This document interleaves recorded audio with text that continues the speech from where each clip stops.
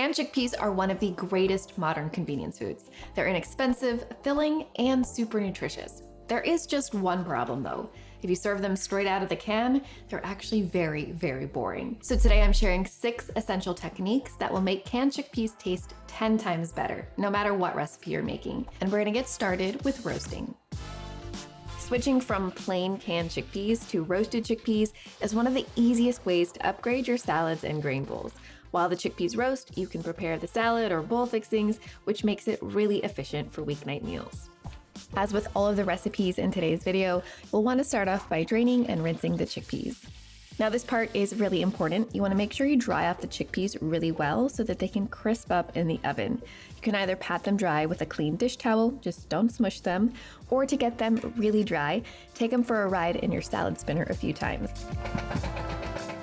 Then just spread them out on a rimmed sheet pan and toss them with a bit of olive oil. 2 to 3 teaspoons for 1 can is good. Oh boy, not that much oil. Let's try that again. Season them with salt and a few rounds of black pepper, and into the oven they go at 425 degrees Fahrenheit or 220 Celsius, and put them in the top third of your oven. After 20 minutes, give the pan a shake to move them all around, and roast for another 5 to 10 minutes until they've crisped up and are golden brown. I really love these as a crunchy, salty topper for a salad, but you can use them in lots of different ways. For an even crunchier option, you can follow this exact same formula with one change. After draining, rinsing, and drying the chickpeas, pulse them a few times in your food processor until most of them are in small crumbles. By turning them into small crumbles, you're increasing the surface area, so the chickpeas get even crispier. Otherwise, the steps are pretty much the same. Olive oil, salt, pepper, roast for 20 minutes, toss them around, and roast for another 10 minutes or so until they're golden and crisp. These crumbles are even a little crunchier than the whole roasted chickpeas, and I love using them on salads as a protein-rich alternative to croutons. Just shower them all on top and you get a little crunch in every bite. The next method I love to use for canned chickpeas is to pan fry them. This improves both their flavor and their texture, and it takes like 10 minutes from start to finish. Adding wet chickpeas to a hot pan is a recipe for a messy kitchen, so make sure you dry them off as much as possible to prevent any oil splatter. Heat up a sauté pan or frying pan over a medium-high heat. I like to use a stainless steel pan because the chickpeas brown really well, but you can also do this in a nonstick pan. Add in a tablespoon or so of olive oil, and once that's hot and shimmering, add your chickpeas and try to spread them out in a single layer. You will be tempted to stir these, but as the good book advises, do not give in to temptation. Instead, let these cook for at least 90 seconds or 2 minutes before you toss them. This is going to let them get nicely browned and even start to char in spots. We're not just warming up the chickpeas here, we're also changing the texture. After another 5 minutes or so of occasional stirring, these should be nicely golden brown and even blistered in spots. If you're using a nonstick pan, it will take longer for the chickpeas to get to this stage, so pay attention to how the chickpeas look rather than the cook time suggested by your favorite YouTuber. We also need to add some flavor, so I'm going to season the chickpeas with some kosher salt and a few spices.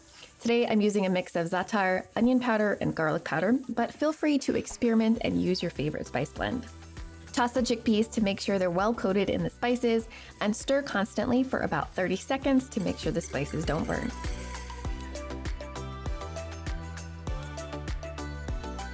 These are so much better than plain canned chickpeas. They're rich and savory, and they took just 10 minutes to throw together.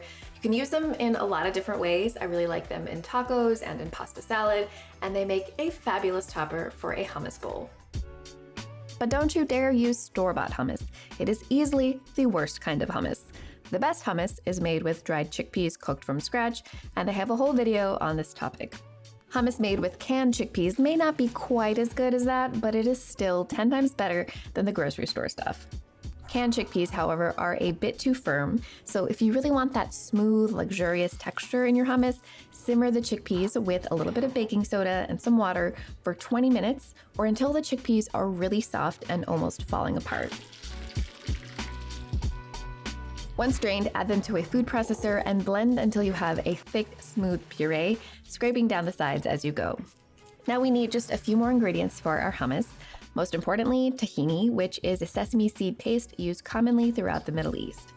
I like hummus with a lot of tahini, so it is very important that you choose a high quality brand. If you use a cheap brand that tastes bitter, your hummus it'll taste cheap and bitter. So don't do that, trust me.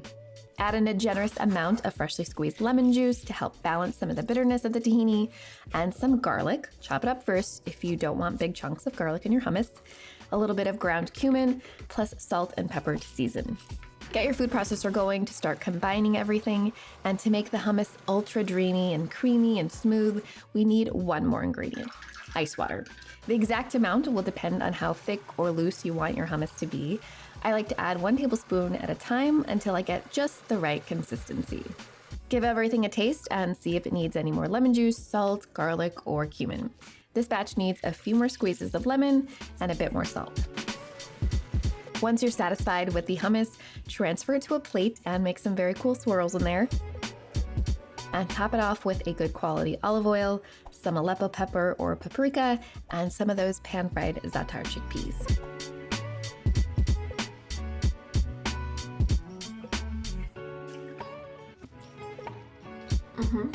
This is so much better than store-bought hummus. It makes an amazing sharing plate if you have friends or family coming over, or if you just want a treat for yourself.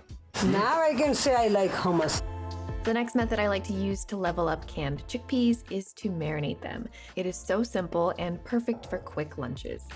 To start, I've got 1 shallot, which I'm finely chopping, and a couple of garlic cloves. Mince those finely or just use a grater like this. We're gonna add some lovely flavor to the chickpeas with a handful of chopped fresh herbs.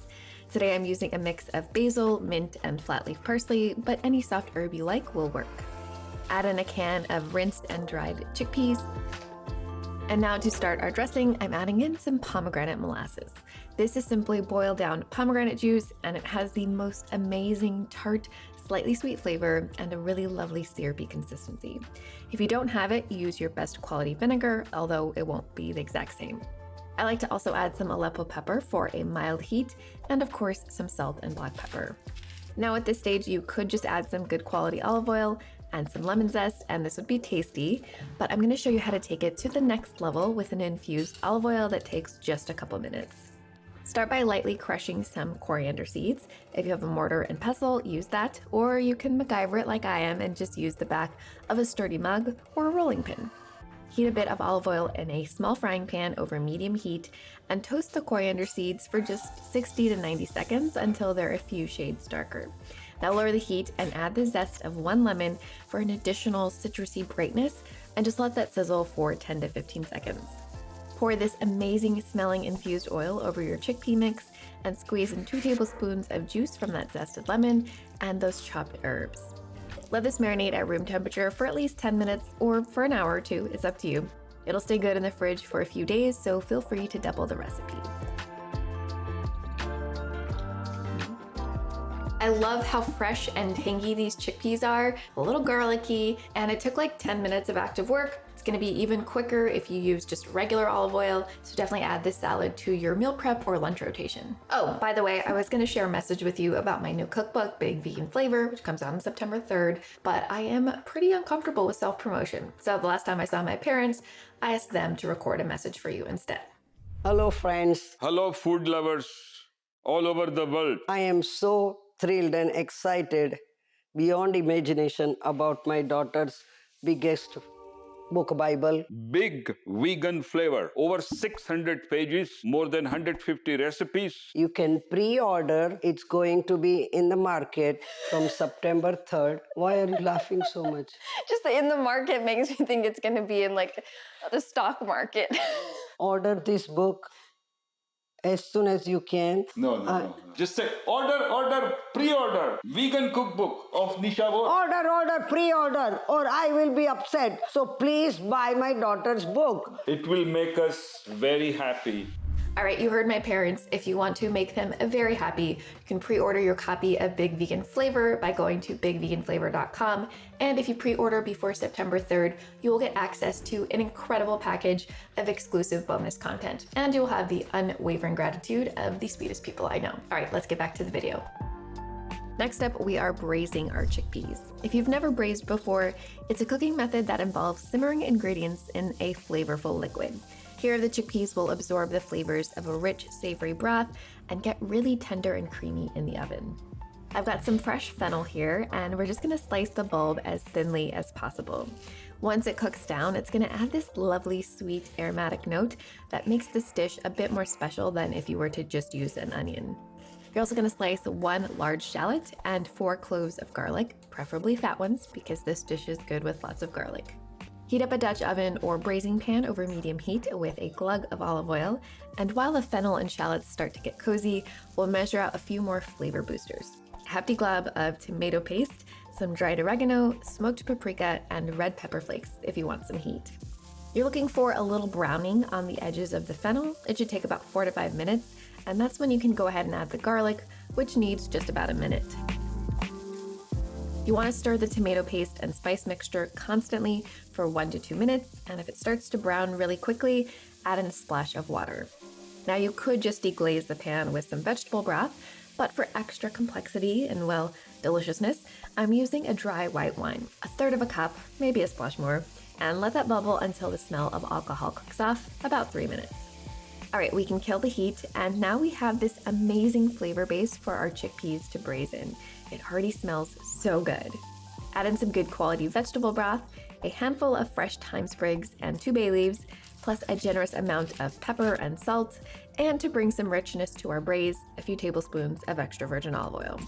With braising, you don't want the liquid to evaporate too much. You want to keep the chickpeas moist. So cover your pan and pop it in the oven at 375 Fahrenheit or 190 Celsius for 40 to 45 minutes until the chickpeas are really soft and tender.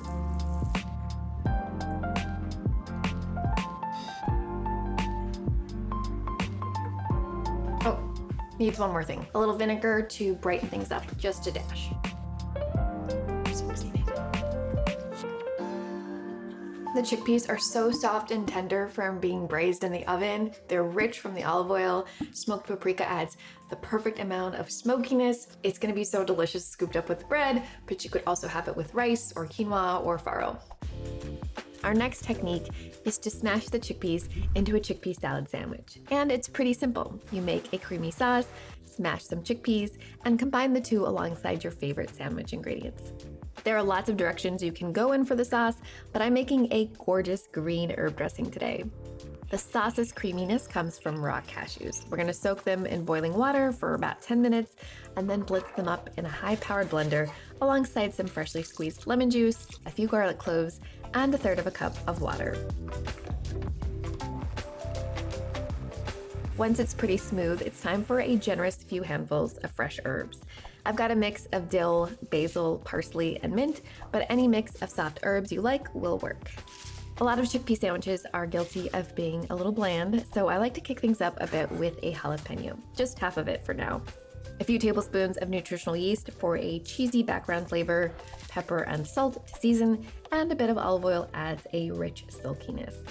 If you're having trouble blending the sauce because it's too thick, go ahead and add a bit more water to help everything come together. That's better.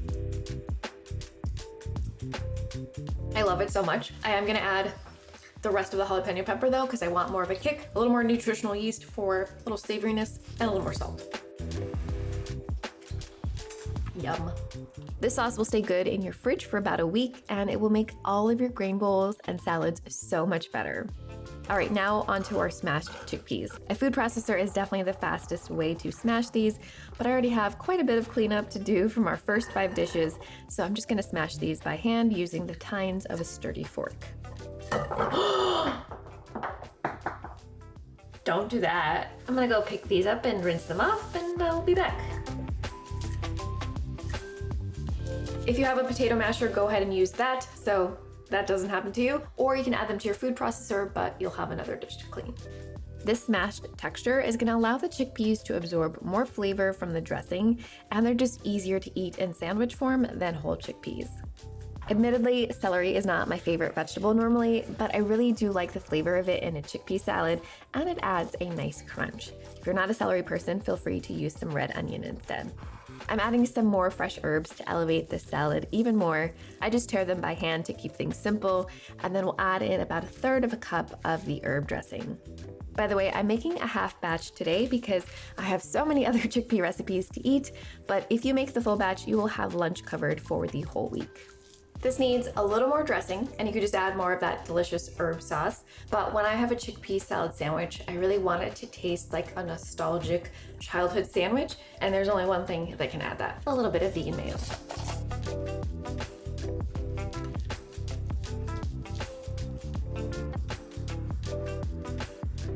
Needs a couple more things. Some more salt, some lemon juice to brighten things up, a smidgen of more mayo. Once the chickpea salad tastes just right to you, it's time to make some sandwiches. My 10-second trick for making any sandwich better is to rub a clove of halved garlic across the surface of your toasted bread. Instant flavor. Add your favorite toppers. I've got cucumbers, jalapenos, and pickled onions, and you can serve this open-faced or closed-face, which is, I guess, the traditional way of eating a sandwich. Very excited about this. This sandwich is phenomenal, and if you want to get all of the recipes from today's video in a free printable PDF guide, just check out the link in the description box below. And don't forget to make my parents very happy by pre-ordering your copy of my new cookbook, Big Vegan Flavor. Order, pre-order, or I will be upset. Bye!